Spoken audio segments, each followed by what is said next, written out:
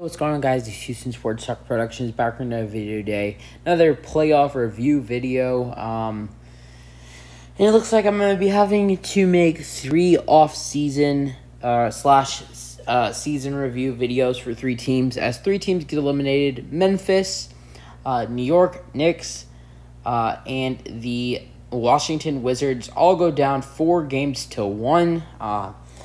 First, I want to say, what a season for the Knicks. Grizzlies, congratulations for making the playoffs. You have your future, but not the greatest season. And for the Wizards, you're lucky you got into the playoffs. You should have been playing the Nets instead, which you probably would have wanted more. You probably would have wanted less. It really doesn't really. You can't really. Philadelphia, Brooklyn, no matter what, you're still going to lose. And first, I'm not going to even do the Wizards first, or I don't know if I am, or yeah, actually I am. So I'm just going to get right into it. Wizards, how do you lose to the freaking Philadelphia 76ers with no Embiid? Are you kidding me? You let Seth Curry and Harris just go off on you and let Simmons get a triple-double. You know better than that. Westbrook can't even get in triple-double, but you're letting Simmons go grab one himself. There are a bunch of changes that this team needs to make this offseason. I'm not going to be talking about it in a different video till tomorrow. Now I'm just going to say I think this team has been in a rebuild for 3 years, and I think this rebuild's been. I think this team's been in a rebuild for the last 3 years or 4 years, and they just don't want to admit it. And I think we say goodbye. Well, I'm not even a Wizards fan, so I don't know why we're saying we. Well, I am a Rockets fan, and I do like Scotty Brooks, so I would be sad to see him lose his job because he did so many good things for the Rockets in the 90s. But I think the Wizards are going to say goodbye to Scotty Brooks, sadly, because he is a former Rocket, and he did a lot of good stuff for the Rockets in the old days. But I think that's the step one. I don't think you start figuring out what you do with your players, and for a couple of weeks, you let these players go home, be with their families, and just do what they want. And then you call up a meeting. You talk about the season, and you talk about how you move on forward. All right, now moving on to the game. Yeah, I'm still talking about how did you lose to the Sixers when you don't have what's his name? Embiid. This would be like the Suns losing to the Lakers without them having AD. By the way, AD's doubtful for tomorrow. Don't know why I just updated that randomly, but did. So final score was 129-112. This game was a really close game for the first 2 quarters and half of the third. And it disappeared at the end of the third and the fourth quarter when the Sixers didn't even play that great in the fourth quarter that either. But the Sixers didn't even play that good in the fourth quarter either. But the Wizards played so bad in the fourth quarter and in the third quarter, it was too late for the Wizards, and their season's over. Getting into this step, they only scored 18 points in the first quarter.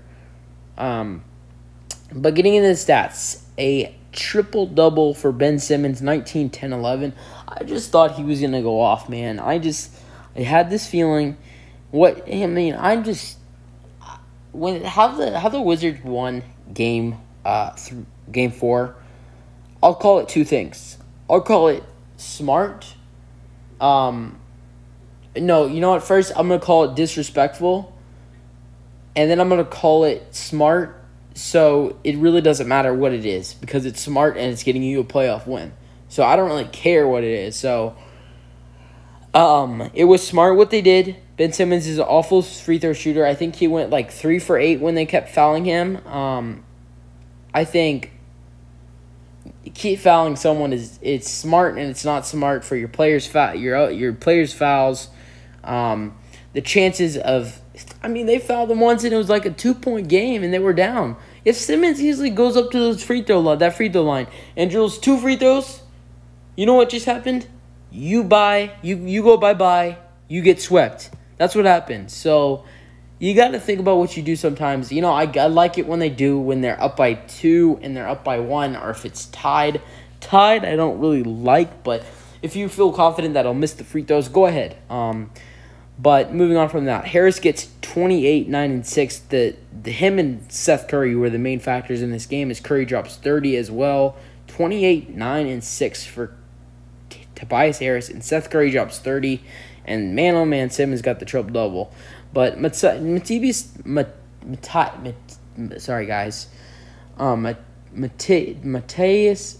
Thybulle, I don't know why I keep saying his name right.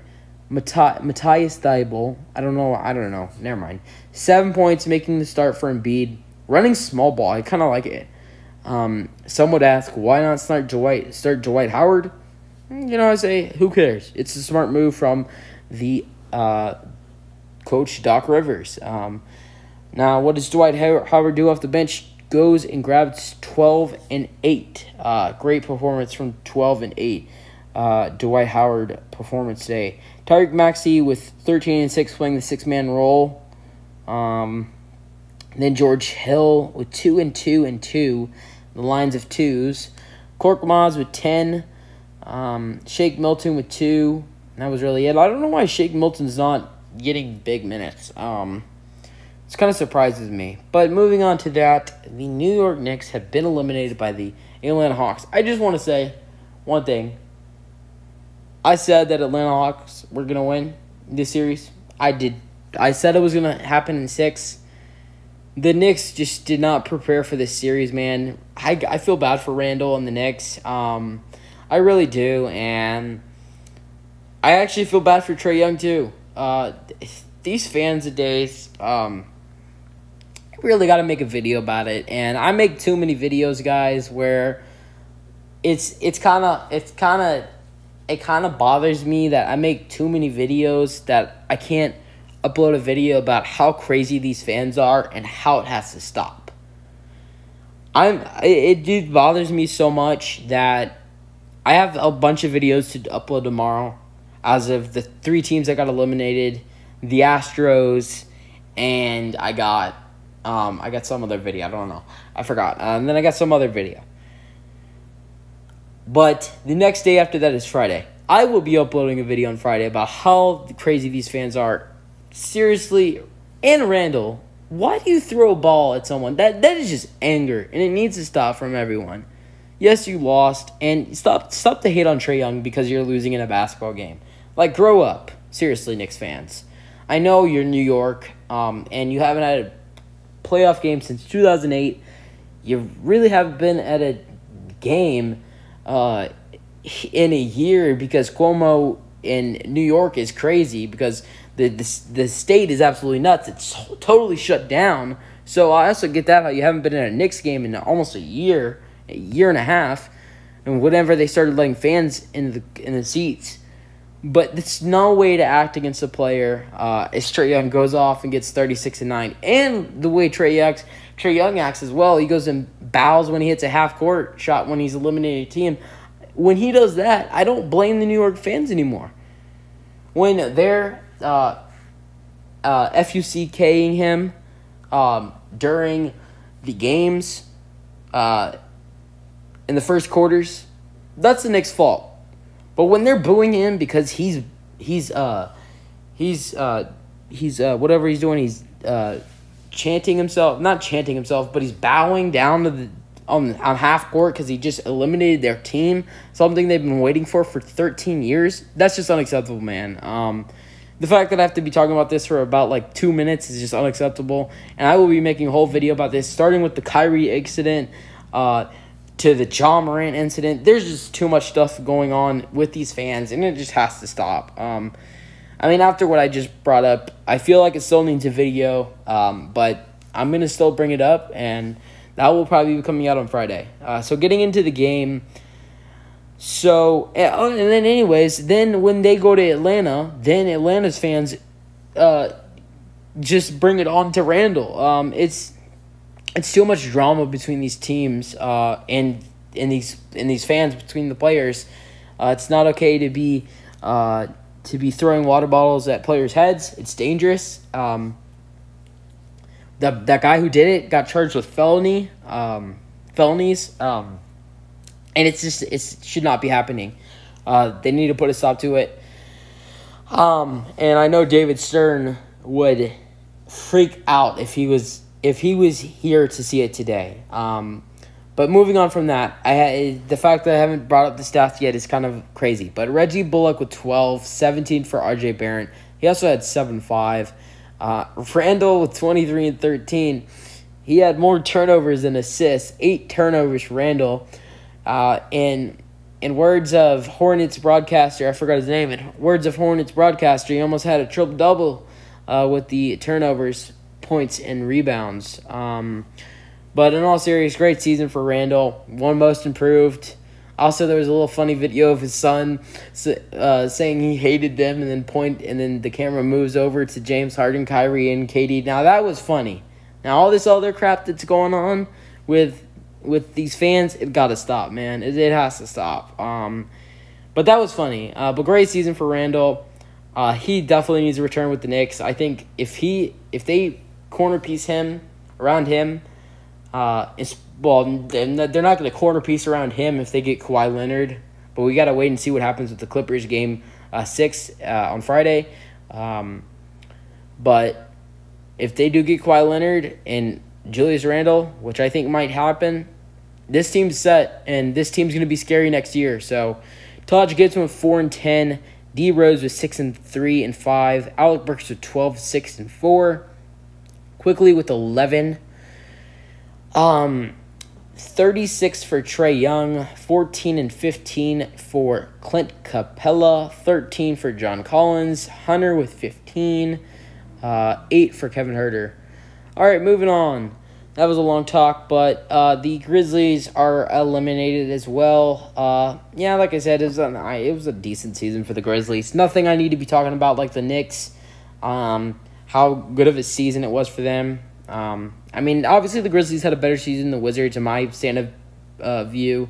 But the Grizzlies put up way too much. They just got absolutely destroyed in these game 2 through game 5. Games 2 to 5, they got destroyed, and they kind of deserved it. They didn't play like they deserved the playoffs. And I feel bad for Draymond Green right now having to I don't know. But basically the story is Draymond Green is right now on TNT working for Charles Barkley. I am actually pretty proud of Draymond. I think he's going to actually do a great job. I think he's going to be I think when Draymond retires, I hope it's not soon because I think Draymond's actually a great player. But when Draymond retires, he's going straight to the TNT. And I think they've already offered him a job. He's been doing that job with TNT when they've not been in the playoffs in the last 2 years. And I bet him watching the Grizzlies getting smoked is probably painful to him because I bet the Warriors would have taken the Jazz to 6. I probably guarantee that the Warriors take the Jazz to 6 if the Warriors play the Jazz. I think it's just possible. I think the Warriors obviously win that game 1 with the Jazz not having Donovan Mitchell. I think they take one in Oracle. Not Oracle. They don't even have Oracle anymore. They take one in San Francisco, and we see the Jazz finish off in 6. And for him to probably watch them get smoked, it's probably hard because he probably knows they should have won that game in overtime.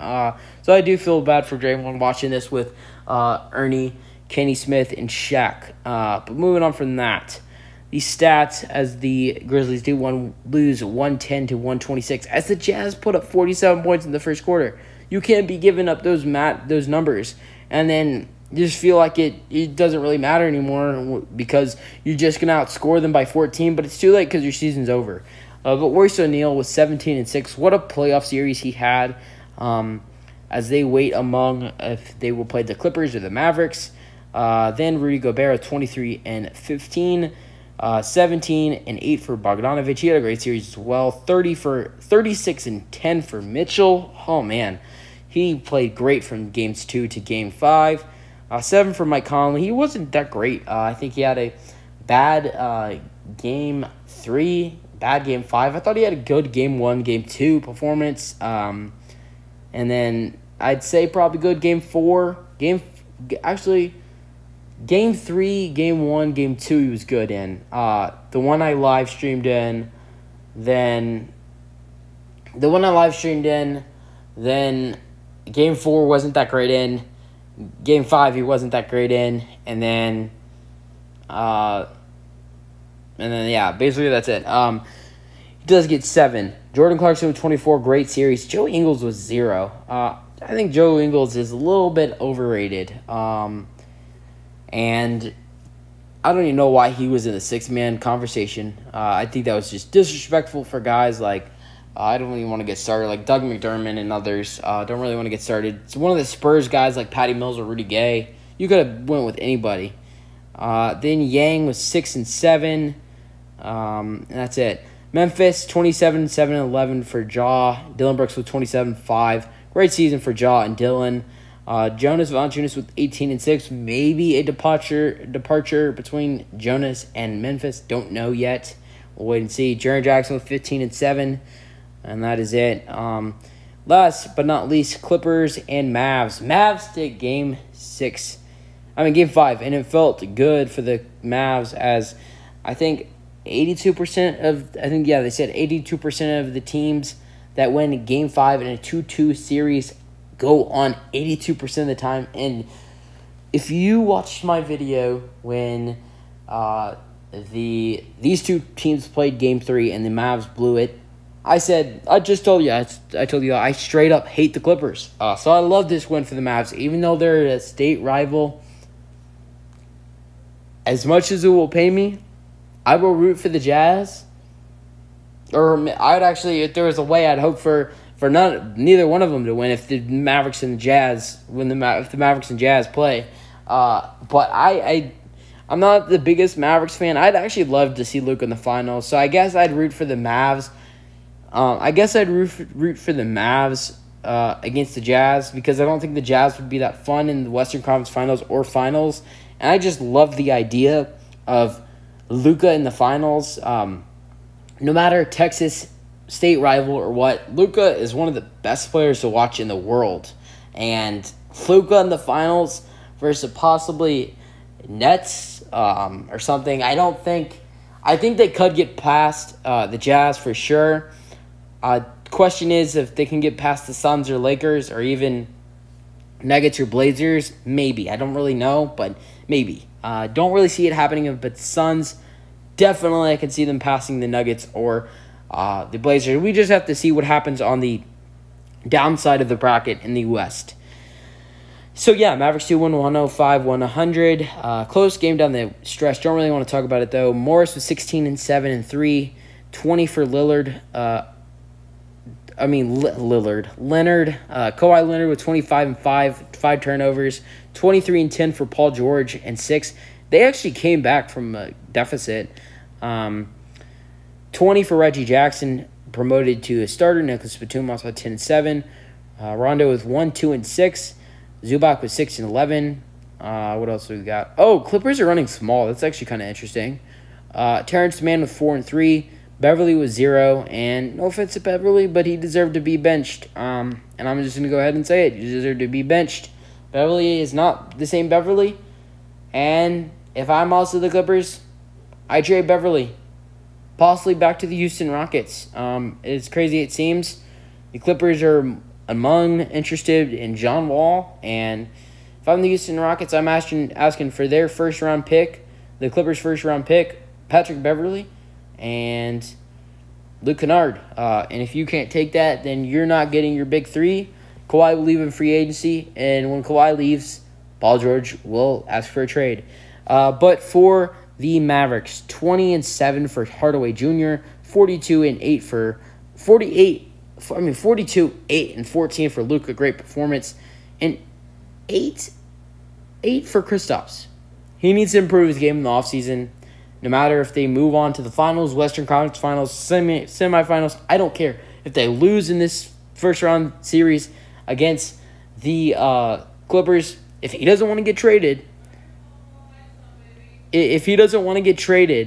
then I just say, he would be traded this offseason no matter no matter if he doesn't, it just depends on if he fixes his game in the rest of these first rounds, the rest of this rest of the series, or if he doesn't matter. I think he would get traded if he doesn't fix his game. He needs some improvement. I know he's had a rough season, and I know that's a good excuse, but it's still not a good excuse when you've been back from injury for a long time. So someone needs to work with Kristaps this offseason if he wants to stay with Luka Doncic and the Dallas Mavericks. So yeah, that's going to be basically it for the video. 3 teams get eliminated: Grizzlies, Knicks, Wizards. And the Clippers and Mavs will be heading into a tight, close series as the Mavericks have an 82% chance to win the series, as only 82% of the teams up 3-2 when there was a 2-2 tie win the series 82% of the time.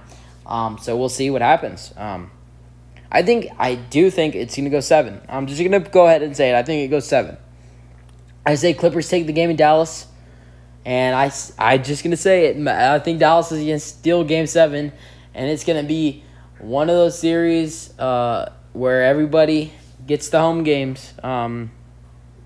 Every road team gets the home game. So Dallas gets every LA game, and LA gets every Dallas game. Unfortunately for the Clippers, there was 3 Dallas games, and that's basically how it goes. Maybe you should have been the 5 seed, and you would have went on to play the Utah Jazz. But it's still a series, so it's going to be fun to watch that Game 6 on Friday. They have some interesting Game 6 tomorrow with the Lakers and the Suns, and then the Blazers and the Nuggets, as the series we just talked about, Clippers, Mavericks, and then those 2 series they just brought up with the Lakers, Suns, and then the Nuggets,